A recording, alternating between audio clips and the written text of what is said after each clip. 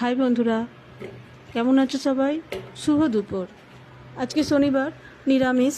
আমাদের শনিবার আর বৃহস্পতিবার দুদিন নিরামিষ হয়। তো নিরামিষের দিনে কিছু একটু পকোড়া বানাতে হয়, নইলে ঠিক ভালো লাগে না। তো আজকে আমি বানাচ্ছি এঁচোড়ের চপ। এঁচোড় আর আলু ছোটো করে কেটে আমি কুকারে সেদ্ধ করে নিয়েছি। নিয়ে ঠান্ডা করে এভাবে হাত দিয়ে মেখে নিচ্ছি। আর হাত দিয়ে মেখে নিয়ে এর মধ্যে আমি স্বাদ মতো নুন আর একটু চিনি দিয়ে দিচ্ছি। তারপরে আমি দেব কিছু গুঁড়ো মশলা, যেমন হলুদ গুঁড়ো, লঙ্কা গুঁড়ো, একটু জিরে গুঁড়ো আর একটু ধনে গুঁড়ো, আর কাঁচা লঙ্কা আর আদা একটু চেঁচে নিয়েছি। নিয়ে এগুলোকে আমি ভালো করে মেখে নিচ্ছি। এটাকে ভালো করে মেখে নিয়ে কড়ার মধ্যে অল্প একটু তেল দিয়ে এই মাখাটা দিয়ে দেব। মাখাটা দিয়ে একটু নাড়াচাড়া করে নেব, তেলের মধ্যে একটু কষে নেব আর কি। তো একটু কষে নিয়ে এটাকে ঠান্ডা করতে দিয়ে দেবো।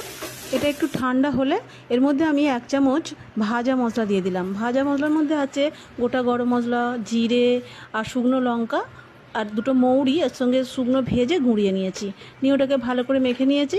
আর এদিকে বেসনটা আমি এরকমভাবে গুলে নিয়েছি।